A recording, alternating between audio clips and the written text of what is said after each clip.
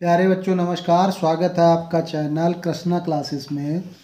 इस वीडियो में हम लोग पढ़ेंगे कक्षा 12 में 8 नंबर के जो प्रश्न पूछे जाते हैं उनका हल कैसे किया जाता है। और एक सवाल तो लगभग निश्चित ही आता है, ये इसमें बताने जा रहा हूँ। उसमें देखिएगा ये लिखा हुआ है, आप उठा के देख लीजिएगा। 2019, 2020, 22, 24 सब में पूछा गया है। ये इतना इम्पॉर्टेंट क्वेश्चन है, हर वर्ष ये पूछ दिया जाता है। एक वर्ष में 3x - 2y यहाँ 2z लिख दिया गया था, ऐसे करके भी पूछा गया। शेष दोनों समीकरण यही थे, तो इसको हल करना सीख जाएंगे तो उसको भी हल कर लेंगे। तो कैसे करेंगे इसको हल? सबसे पहले जो समीकरण निकाय लिखा होता है, सबसे पहले आप क्या लिखेंगे? जो समीकरण निकाय है उसको आव्यूह के रूप में लिखेंगे। और आव्यूह के रूप में कैसे लिखना है? लाइनें खींचनी है और ऐसे तिरछा करना है। अगर आपने कुछ भी नहीं पढ़ा हुआ है तो ये जो सवाल मैं बताता जा रहा हूँ इनको तैयार करते जाइए, आप निश्चित 90 नंबर पा जाएंगे। देखिए इसमें x, y, z के गुणांकों को इसी तरह से लिख देना जैसे ये लिखे हैं रो में, -2 और 3। फिर 2 यहाँ y खाली लिखा हुआ है, यानी कि गुणांक कितना हुआ? 1। यहाँ z खाली लिखा हुआ, उससे पहले माइनस है तो -1 हुआ। 4 यहाँ -3 और यहाँ पे 2। एक आव्यूह में ये अंदर करना बहुत ज़रूरी है, नहीं तो ये सारणिक कहलाएगा। अगर सीधा सीधा करेंगे, इसको ऐसे मोड़ना बहुत ज़रूरी है। फिर क्या लिखते हैं? केवल x, y, z लिख देते हैं। और फिर लास्ट में क्या लिख देते हैं? बराबर लगा के जो बराबर में संख्याएं दी गई हैं उनको लिख देते हैं। तो इसमें से कोई दिक्कत होगी नहीं। आप एक बार फिर समझ लीजिए। पहले में क्या किया है? x, y और z के गुणांकों को रो में जैसे ये लिखे हुए वैसे लिख दिया है। फिर क्या करना है? इसको a मान लेना है, इसको x मान लेना है, इसको b मान लेना है। तो अगर हम x का मान निकालेंगे तो क्या हो जाएगा? a inverse v। ये समीकरण हो गया हमारा, 1 डाल देंगे। अब a इनवर्स जब निकाला जाता है, जिसको हमने a आव्यूह माना है, उसका सारणिक निकालते हैं। आव्यूह सारणिक जो आव्यूह है ये, उसका सारणिक निकालते हैं। तो सारणिक निकालने के लिए अब सीधी सीधी लाइन करेंगे। केवल 3 - 2 जो लिखा है बिल्कुल वैसे ही लिख देंगे। अवयवों को तो बदलना नहीं है, केवल इस आकृति को बदल देना है। ये इस तरह से सीधी लाइनों में लिखी जाएगी। अब इसका प्रसार करना है आपको। रो के सापेक्ष भी प्रसार किया जाता है, कॉलम के सापेक्ष भी किया जा सकता है। तो हम पहली रो के सापेक्ष प्रसार कर रहे हैं, तो 3 जो पहली रो का पहला अवयव है उसको लिख लीजिए। फिर उस कॉलम और उस रो को छोड़ दीजिए। तो इसको छोड़ दिया, इसको छोड़ दिया, इनका आपस में गुणा पहले करिए। 2 एकम 2, बीच में माइनस लगाइए। फिर इनका गुणा करिए। ये माइनस माइनस के गुणा प्लस हो गए, लेकिन बीच में माइनस ही रहेगा। फिर अगली वाली संख्या माइनस में लिखी जाती है, लेकिन यहाँ से पहले ही -2 है तो प्लस हो जाएगा। फिर इस कॉलम में आया और इस रो में आया, इसको छोड़ दीजिए। इसका पहले इधर गुणा, 2 दूना 4, फिर माइनस लगाएंगे।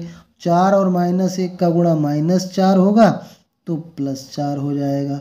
फिर अगली संख्या फिर प्लस में लिखी जाएगी और उस रो को और उस कॉलम को छोड़ दिया तो -6 इनका गुणा हुआ। फिर बीच में माइनस लगाएंगे और 4 एकम 4। इसको हल कर लेंगे।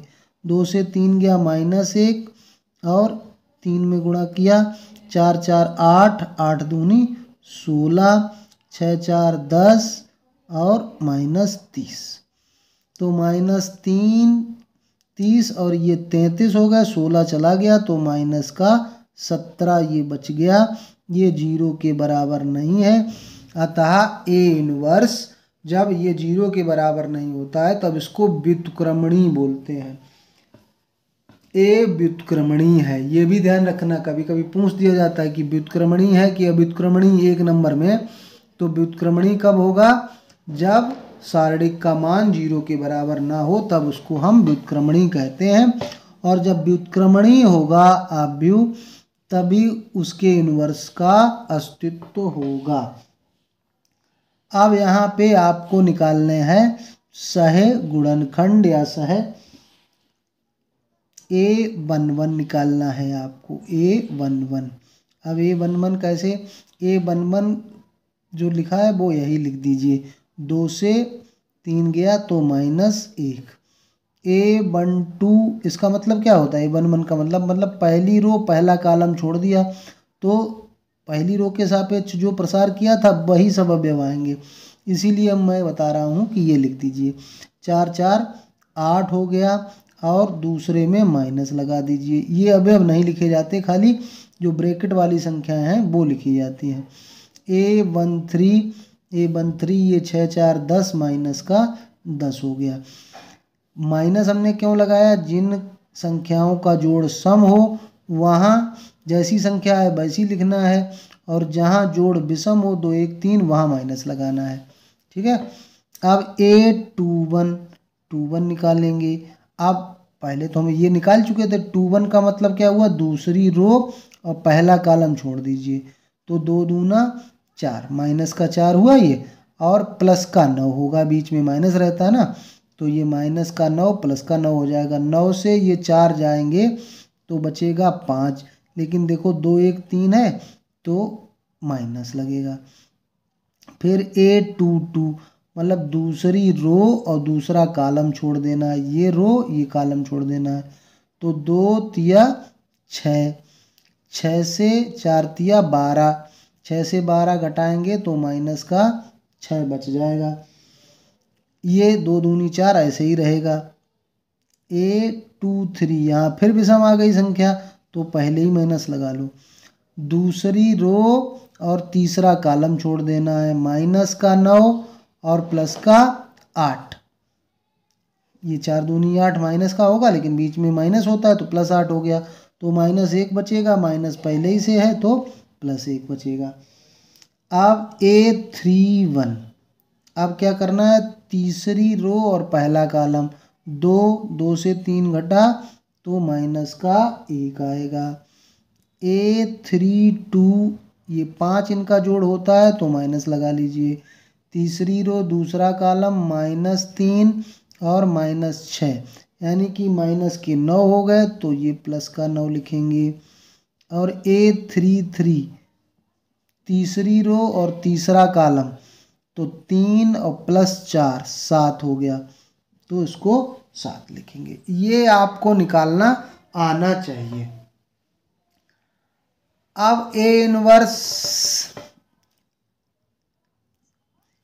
इनवर्स जो होता है वो होता है एडजॉइंट A बटे सारणिक A, ये होता है एडजॉइंट A। अब एडजॉइंट A कैसे निकाला जाता है, एडजॉइंट A को हम लिखते हैं, ये जो सारे अवयव हमको मिले हुए हैं इस रो को कॉलम में बदल के लिख दीजिए।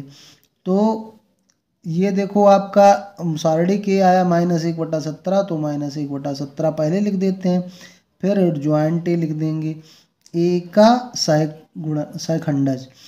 तो क्या करना है, -1 और फिर -8 और -10, -5 -6 और 1, -1 9 और 7। हमने क्या किया कि जो ये रो में लिखी संख्याएं थीं उनको हमने कॉलम में लिख दिया है, तो ये सहखंडज होता है। मतलब सहगुणनखंड निकाल के रो को कॉलम में बदल देने से सहखंडज प्राप्त हो जाता है। तो ये इनवर्स आपको प्राप्त हो गया। ऊपर आपने लिखा था कि x बराबर A इनवर्स B, तो समीकरण अब 1 लिख देंगे। क्या लिखेंगे, समीकरण 1 से क्या था, समीकरण 1 x बराबर A इनवर्स B, ये था समीकरण। तो x का मान आपने क्या लिखा था, x किसको माना था, जो स्मॉल लेटर में XYZ आप व्यू में लिखे थे उसको माना था। ए इनवर्स आपका आ गया -1/17 -1 -5 -1 -8 -6 9 -10 1 7, ये आ गया। और इसके साथ बी और लिखना है। बी क्या था, जो बराबर में संख्याएं लिखी थी, कौन कौन सी लिखी थी, 8 1 4, ये। अब इनका गुणा आपको करना है, इन दोनों का। तो गुणा कैसे होता है, ये बहुत इंपॉर्टेंट है। इस रो का इस कॉलम में गुणा होता है। चलिए देखते हैं कैसे करेंगे गुणा। गुणा कर लीजिए इनका, देखो कैसे करते हैं। ये गुणा समझ लीजिए। गुणा होता है रो का कॉलम में। -1 का 8 में गुणा होगा तो -8 हो जाएगा। -5 का 1 में गुणा होगा तो -5 हो जाएगा। -1 का 4 में गुणा होगा तो -4 हो जाएगा।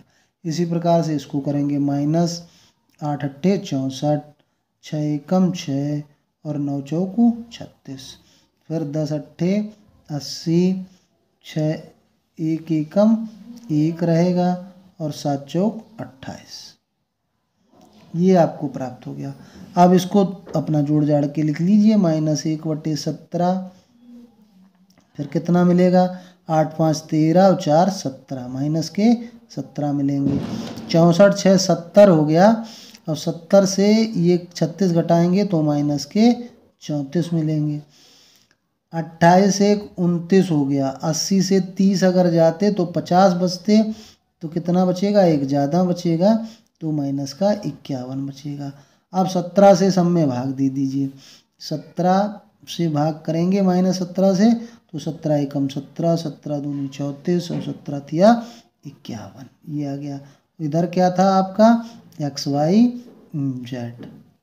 तो तुलना कर देंगे तो आपके XYZ के मान प्राप्त हो गए।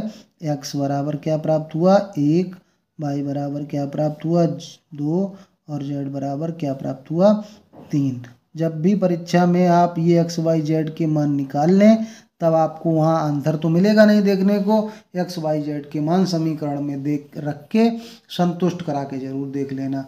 धन्यवाद।